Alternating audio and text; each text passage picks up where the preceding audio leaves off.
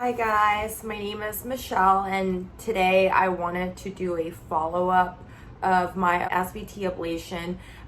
Today is actually week 4 post-ablation. I had my follow-up appointment yesterday with my EP. I actually do have a separate video where I documented the first 5 days right after my ablation. So if you're interested, check that out. That's literally the only other video I have here on my YouTube. But anyway, I just kind of wanted to just provide an update on how I've been feeling. So after day 5, which was the last day I documented, I mentioned that I would be trying to, do maybe some light stretching or yoga. And I will say that after day 5, my recovery just got so much better, exponentially actually. So by week 1 after my ablation, I actually went back to the gym, which is crazy to me. And I do want to caveat by saying, obviously, 1, listen to your body, and 2, of course, get clearance from your doctor before you start doing anything. I know everybody is differently. Everybody's recovery varies depending on what type of SVT it was, the catheter insertions as well. So for me, as you'll note, from my previous video, I didn't have any issue with the insertions at all. So they never bruised, they never bled, they healed quite quickly. As your doctor will probably tell you, that is their main concern, just making sure that it heals properly. That way, you don't end up bleeding out or something happens. So that's the one thing. I did notice that within probably 5 to 6 days, everything was closed. I was able to squat and bend over.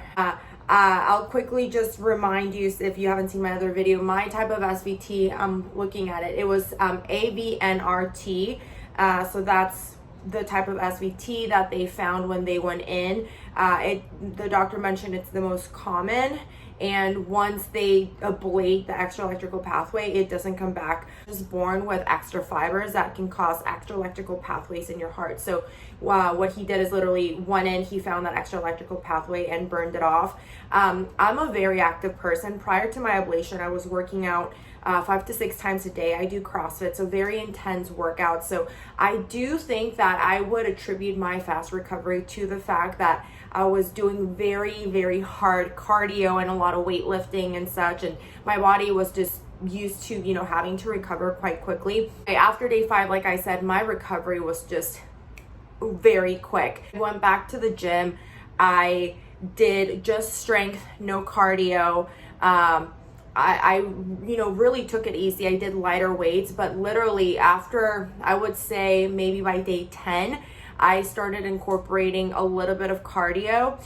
Something else that you'll note from my previous video is that heart palpitations are very, very normal after your ablation. Even prior, a lot of us with SVT experience heart palpitations, on top of obviously having those scary SVT episodes.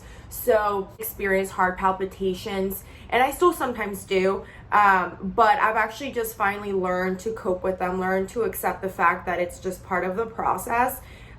In my previous video, you'll note that that was really my main struggle because it would just cause me so much anxiety. But now I'm just so used to it and they're not happening as often. Anyway, the reason why I bring them up is because the first couple times after working out, I was very aware of how my heart felt. It was quite scary sometimes to feel my heart increase, right? When you do cardio, your heart naturally goes up. It's normal, but because it had been the first time in over a week that I had felt that, and of course, just wanting to be mindful of, taking it easy, that just kind of made me a little bit nervous, but I've also just started getting used to just, getting my heart rate up again.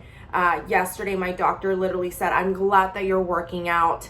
When they gave me clearance to work out because they knew that my catheter insertion sites were fully healed, they didn't give me any restrictions as far as how much cardio or how many times a day I could work out. They didn't say I should, avoid having my heart rate increase by X amount. They didn't say anything. They literally just said, listen to your body. And I would really just encourage you to listen to your body. I'm sure if you're watching this, you've probably seen other videos or read, online about people's experiences, and just keep in mind that everyone's experience is different. So don't let that scare you from getting an ablation, and then also don't let that affect your own recovery. Like I said, I got very lucky with how fast I was able to recover. I'm back to full-on cardio and weightlifting and everything. And even when I was talking to my doctor yesterday, he just said, you can pretend like this never happened. So it's just such a great feeling. For me, my episodes would actually happen while I worked out. I know a lot of you understand what it feels like to know when you're about to have an episode, because you feel your heart flutter or your heart kind of stop, and then that's when the episode started.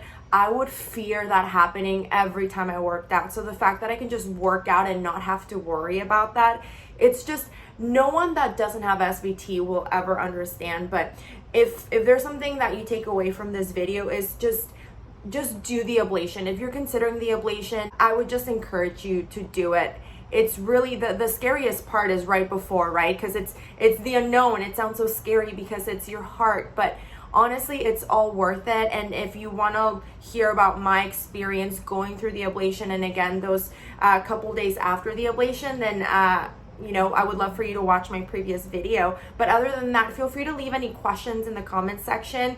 I know that I wanted to hear about everyone's experience and I wanted to ask questions. So now that I've gone through the process, and now that it's been 4 weeks, so basically a month, I think I'm, if you feel comfortable, then feel free to ask about my experience, and I'm happy to answer any questions you have.